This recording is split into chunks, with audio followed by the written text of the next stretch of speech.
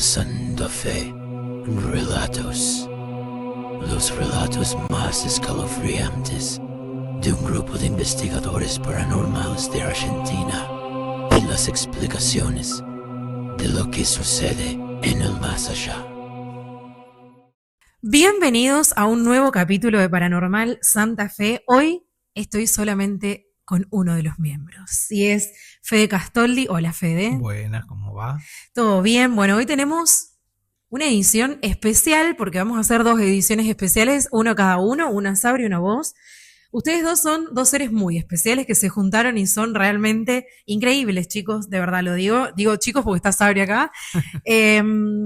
Fede sabe mucho, pero mucho de demonología, y Sabri tiene una gran capacidad de mediumnidad que la verdad es increíble. Así que hoy vamos a tener dos episodios especiales, uno en donde vamos a hablar de demonología y el otro en donde vamos a hablar de mediumnidad. Y ahora en este tercer episodio de Paranormal Santa Fe Relatos, vamos a hablar con Fede de demonología. Bueno, todo lo que quieran saber. Bueno, tenemos un montón de preguntas que hemos hecho, que hemos ido recopilando a través de las redes sociales de ustedes. Así es. En donde muchas personas les han preguntado y ustedes han contestado varias veces en los vivos, pero ahora lo vamos a condensar a todas estas preguntas acá en este podcast para los que estén interesados. Vamos a empezar con la pregunta más básica para empezar a hablar de esto y es, ¿qué es la demonología? Bueno, la demonología es el estudio justamente de los demonios. Aclaro esto, que para hablar de demonología siempre tenemos que tomarlo desde la religión, porque la religión católica es la que mayor cantidad de registros tiene de cantidad de demonios. Si bien, les ponemos ese nombre a los ángeles caídos, son entidades de bajo astral, que nosotros desde el estudio de la demonología, que lo tomamos desde la religión, de que de hecho todos esos se encuentran en la Biblia, siempre lo vamos a mencionar a través de la religión católica, que son los que mayor cantidad de nombres y características de investigaciones le han hecho a estos seres. Si vos tenés que decirme en una frase, ¿para qué sirve la demonología? Bueno, sirve justamente para identificar al ser de bajo astral, que puede estar o poseer una persona, o puede infestar una casa, o puede hacer algún daño. Y hay algo muy importante que es para poder eliminar o poder deshacerse de esa entidad, es necesario conocer quién es. Porque al conocer quién es, nosotros somos canal y a través de Cristo podemos darle salida a ese demonio. Es decir, de alguna manera ese conocimiento te da el poder. Exactamente. Una de las preguntas que se repite muy seguido, y creo que es algo que, bueno, yo también siempre tuve la duda, es si existe una diferencia entre un poseso, es decir, una persona que está poseída, y un paciente psiquiátrico, por ejemplo, que hay enfermedades que pueden llegar a confundirse, si hay diferencias notorias o no, si puede haber una confusión o no. Bien, es una pregunta súper, pero muy compleja, y todo el mundo se la hace. Sí, lo que es muy característico de este tema es que primero, para lograr entenderlo, tenemos que deshacernos de todo lo que vimos en las películas y en el cine, porque la mayoría de las cosas que vimos en el cine, como posesiones y demás, son mentiras. Son mentiras. Es ficción que se hace con el objetivo de asustar a la gente y que genere miedo, pero hay exorcismos reales. Por ejemplo, está el documental del Padre Amor, que fue el primer exorcista del Vaticano. Que el caso de Cristina, por ejemplo, que está en YouTube o en las plataformas, que es un caso real y está filmado. Fue el último caso que no llegó a terminarlo él, pero pueden ver cómo realmente es un exorcismo. Bueno, y también tenemos que decir esto, que no siempre las posesiones son de entidades demoníacas. La mayoría de las posesiones son de desencarnados. Y sí, por eso es muy fina la línea de posesión demoníaca y un trastorno psiquiátrico. ¿Por qué? Porque siempre hay un trastorno psiquiátrico. Donde hay una posesión demoníaca, también hay un trastorno psiquiátrico. ¿Por qué? Porque lo primero que ataca el demonio es la psiquis.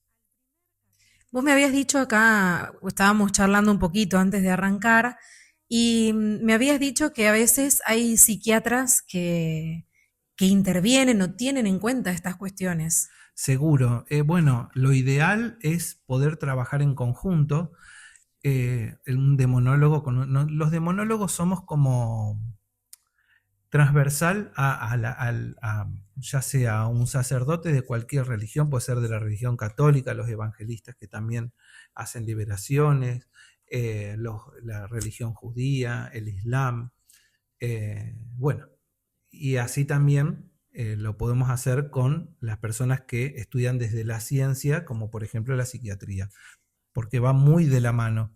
Entonces, sí, lo que hacemos es tener en cuenta el uno del otro, obviamente que tienen que ser personas que aparte del estudio y de la ciencia, tienen que estar abiertos a que el problema no solamente es psiquiátrico, sino que también es espiritual. Una mente abierta al mundo espiritual, a ese aspecto del ser humano que a veces se deja de lado. Exactamente. Hay muchas veces que sucede que son necesarios los tratamientos psiquiátricos porque, como decíamos, en una posesión se daña la psiquis. Entonces va a ser necesario siempre la intervención de un psiquiatra. El tema es que para solucionar el problema de raíz, si viene por el lado espiritual, tenés que solucionar el tema espiritual porque si no la psiquis va a vivir medicada. Bueno, hablando un poco de esto, quiero que me cuentes en un resumen, si es que se puede hacer, ¿de qué hablamos cuando hablamos de exorcismos y si cualquier persona lo puede hacer? Bien. Bueno, exorcizar es expulsar. Cuando se exorciza, se expulsa un demonio o un desencarnado, puede ser de una persona o de una casa. Las casas se infestan y las personas son poseídas. Pero un exorcismo se puede hacer de ambas, o sea, es la liberación. Yo libero, quito al demonio de una persona o de un objeto o de una casa. Y en cuanto a eso, entonces, no cualquier persona puede hacer un exorcismo. Y tiene que tener el conocimiento el exorcismo es un ritual. Por eso yo al principio te comentaba que hablándolo desde la religión católica tiene que ser una persona capacitada, tiene que ser no solamente un sacerdote, sino que tiene que ser exorcista. Pero de todas maneras hay otras formas de tratar o de abordar esa liberación, que puede ser una persona que sepa, que tenga conocimientos, y hay formas y conjuros para poder eliminar. Puede ser desde sahumar hasta justamente un cura exorcista que pueda expulsarlo o bendecir la casa. Exacto. Bueno, hablando de esto, ustedes hacen investigaciones con el grupo de Paranormal Santa Fe. Sí.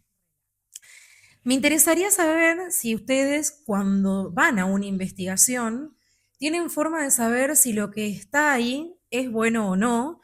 Y en ese caso, es decir, si ustedes se dan cuenta que no es bueno, sí puede ser un ser de bajo astral o puede llegar a ser algo demoníaco. ¿Cómo se darían cuenta? Uy, qué pregunta. Sí, es muy buena la pregunta. Lógicamente que se identifica cuando es algo malo y cuando es algo que no es malo y solo necesita llamar la atención o busca dar un mensaje, como uno de los casos que hablamos en el podcast anterior que hemos tenido, que era el caso de una chica que había quedado una energía residual. Cuando es un ser de bajo astral, ya sea un demonio o un desencarnado, se percibe primero, se siente en el cuerpo con la parte de percepción. Bueno, lógicamente se siente diferente y no cuando es algo así, no cabe ninguna duda. Es algo violento, es algo que se siente en el pecho, te quita la respiración, pero ahí justamente vuelvo un poco a lo que te decía al principio, que yo te diría que la mayoría de las veces son desencarnados y no demonios. ¿Por qué? Porque el demonio es muy sutil para poseer a una persona. No es como en las películas que te va a poseer y va a empezar a dar vuelta a la cabeza y va a vomitar verde. Sino que es justamente de a poquito. Va a ser que te metas o que te metas en la droga o que empieces a no querer a tu familia o insultar a tus padres. Empieza de a poquito, de a poquito, de a poquito y así se va metiendo en tu psiquis y va haciendo, o sea, a ver, esto es algo también a recalcar que al demonio no le interesa tu cuerpo. No le interesa el cuerpo del poseso. Al demonio lo único que le interesa es que vos creas, seas de la religión que sea, que Dios no existe y que vos no sos parte de la divinidad. Por eso, nunca un demonio va a poder terminar con tu vida. Lo que sí va a poder hacer es vulnerar tu voluntad. Y ahí sí podés terminarla. Exactamente, hasta que vos logres entregándola. ¿Y qué lograría el demonio con eso? Tener tu alma. Exacto. Sí, que vos Es su objetivo. es su objetivo. Sí. Bueno, otra pregunta que tiene un poco que ver con esto, que me parece que está buena, es, muchas veces la gente cree que las posesiones demoníacas o dicen, ay, estoy maldito, tengo el diablo adentro, como que es muy común. ¿Es tan común esto como se cree? Bueno, no es tan común. No, la gente bueno, el diablo en sí no existe, sino que nosotros tenemos, o sea, justamente lo que estudiamos son las diferentes seres, ángeles caídos, y tenés hasta distintos rangos. Pueden ser un príncipe de la oscuridad o puede ser solo un espíritu maligno que es de un rango más bajo. Así como lo tenemos en la divinidad con ángeles, querubines, serafines, arcángeles y ángeles, lo tenemos en el bajo astral. Así como es arriba, Es abajo, como es adentro es afuera. así. Bueno, te iba a preguntar respecto a esto, si es que le puedo llamar fuerzas malignas. Sí. ¿Se le puede? Bueno, ¿qué es para vos lo que no hay que hacer nunca? Si me tenés que decir, por ejemplo, una o dos cosas que no hay Sí. que hacer nunca para jugar con estas fuerzas malignas, porque a veces se puede jugar y podés, de alguna manera, no sé si es transar, pero bueno, empezar a tener contacto. ¿Qué es lo que no hay que hacer? Bien. Mencionaste una palabra muy particular que es transar o negociar. Es justamente eso, son cosas que visto desde la demonología, hay veces que que los demonólogos tenemos que hacer. Ante un caso ya sea de posesión o de infestación, hay veces que se hace tanto la transferencia como una negociación. Pero ya es como que me meto en algo muy, muy complejo. Claro, muy difícil de explicar. Muy difícil de explicar porque hay que tener mucho conocimiento. Pero ¿qué es lo que no? lo Si que vos no hay tenés que que darle un hacer, consejo a alguien, ¿no? Es decir, por ejemplo, yo vengo y te digo, se me ocurre lo más básico. Sí. Estuve jugando el juego de la copa, que es lo que Sí. dicen, esto no estás hablando con un espíritu. sí. Vos me vas a decir, che, no, lo hagas. No es un juego. Siempre aclaramos eso. El juego ni de la copa, ni la invocación a través de la copa, de la ouija, cualquier elemento que sea comunicarse con el más allá, no es un juego. Ese es uno de los consejos. Después también he escuchado que hacen a veces rituales para hacer pactos con el diablo. Lo he escuchado muchas veces. Sí. Eso tampoco No es un juego. No, en absoluto. Nunca. Eso nunca, puede nunca, funcionar porque siempre entonces. te van a pedir algo a cambio. Exacto. Entonces, Sí. ¿qué consejo de lo que no? Ahí ya tenemos dos. Sí. Bien. Y bueno, yo diría que para ir a lo que sí, yo diría de siempre siempre confiar en que somos la divinidad, en que nosotros Dios no hay que buscarlo afuera porque está dentro nuestro, y lo hablo desde mi punto de vista y mi creencia. Todo lo que tienen y el camino correcto para tomar está escrito en la Biblia y es justamente el legado que nos dejó Jesús. Hoy estábamos hablando de los exorcismos y un poquito antes vos hablaste del tema de las religiones. Sí. Por lo que tengo entendido, sin ser demonóloga y sin saber, pero por leer, cada religión tiene su propio ritual de exorcismo. Acá ¿A qué se Así debe es. esto? Bueno, como te mencionaba al principio, el exorcismo es un ritual. Y es muy importante lo que vos mencionás porque no depende de la religión. Es decir, lo que vos tenés, ese ser de bajo astral que vos tenés, que está o incorporado a vos o está tratando de vulnerarte, va a depender de la creencia del poseso, del dogma del poseso y no de la persona que va a exorcizar. Es decir, si yo me llaman en la India porque hay una persona poseída, yo no puedo ir con una cruz a hacer el ritual del exorcismo católico Católico. para exorcizar porque se me va a cagar de risa, ¿está? Porque justamente depende de la creencia del poseso. Es De decir, ahí, importa la religión que procesa aquella persona que está poseída y no la exactamente, religión del exorcista. exactamente. Entonces podemos concluir, digamos, que si bien hay varias fuerzas malignas, como vos decías, jerarquizadas y demás, lo único que cambia son los nombres según las religiones. Cambian los nombres, cambian las jerarquías, cambian las fuerzas y como hablamos antes, no siempre son demonios, es el menor caso de las veces, la mayoría de las veces son desencarnados. Son Bien, desencarnados, o sea, espíritus que han sido personas en algún momento y bueno, han quedado y quieren a través de la energía, hacerse de la energía de una persona para volver a sentirse vivas. bien. Te voy a hacer una pregunta, dos preguntas A más. ver. Una que ustedes me pasaron que la han repetido también mucho en el Instagram de ustedes y es, ¿por qué cuando hay objetos malditos no Sí, conviene liberarlos?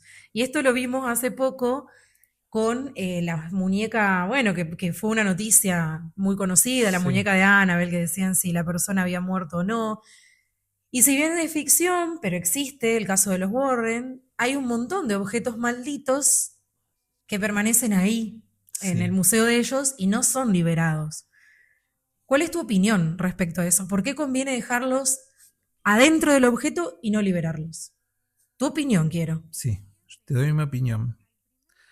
Siempre lo mejor, como hicieron los Warren y hacen, yo creo que el resto de los demonólogos e investigadores paranormales, es contener a la entidad maligna en ese objeto. ¿Por qué? Porque cuando la liberás de ese objeto, no sabes a dónde puede ir a parar. Es mejor mantenerla en el envase. Exactamente, no sabemos dónde puede ir a parar. Puede ir a parar a una persona. Entonces conviene tenerla en el objeto. Bien. Y esta es la última. Y vamos a cerrar con algo que me parece súper importante. Entiendo que cada uno tendrá su propio amuleto de protección. Cada persona la tiene y puede usar su propia protección. ¿En demonología a ustedes les han enseñado que existe o puede llegar a existir algún amuleto de protección por excelencia? Es que volvemos a lo mismo del tema de las posesiones. La protección que yo tenga va a depender de mi fe. Si yo soy católico, voy a tener mis amuletos de protección, que es el caso, y yo tengo mi amuleto de protección, que es la medalla de San Benito. Podés creer en el universo y tu amuleto de protección puede ser una turmalina. Y podés ser gnóstico y que tu amuleto de protección sea el tetragramatrón o lo que vos sientas que te da poder. Bien, es muy personal, entonces Es no es muy que personal. yo digo, me quiero proteger de una fuerza maligna y entonces me tengo que comprar sí o sí, bueno, la medalla de San Benito es algo que se escucha mucho, que es de protección, pero digo, no es que sí o sí tengo que ir con eso. Si yo no creo en la religión católica, por ejemplo, no me va a servir. Exactamente. Por ejemplo, una persona que es evangelista no se va a colgar la medalla del San Benito porque no lo va a proteger, primero porque no cree y justamente la entidad no le va a servir como método de protección, porque le va a decir si vos no crees, Claro, te bien. desafía. Fede, muy interesante. Nos podríamos quedar horas hablando de Totalmente. esto. Podemos hacer una segunda parte, que la gente nos deje en comentarios lo que quieran que hablemos de este tema, porque la verdad que Estos episodios especiales para mí son geniales porque estamos hablando de cosas que son súper interesantes de manera profunda, aunque podríamos estar mucho tiempo más. Así que bueno, muchas gracias por tu tiempo. Vamos a dejar, si querés decir, las formas de contacto de ustedes, así la gente se puede contactar. Bien. Bueno, nuestras redes son Instagram, @paranormalsantafe. También nos pueden contactar a través de Gmail, mandarnos un mail a santafeparanormal@gmail.com, que es al revés, o www.paranormalsantafe.com. Bueno, Fe, muchas gracias y le mandamos un beso grande también a la gente que está del otro lado. Así es, saludos a todos y espero que les haya gustado. Hay mucho más. Bueno, y así se fue este tercer capítulo de Paranormal Santa Fe Relatos. Y queden atentos que vamos a subir ahora en los próximos días el cuarto capítulo que vamos a hablar con Sabri René de Mediumnidad, imperdible también. Gracias.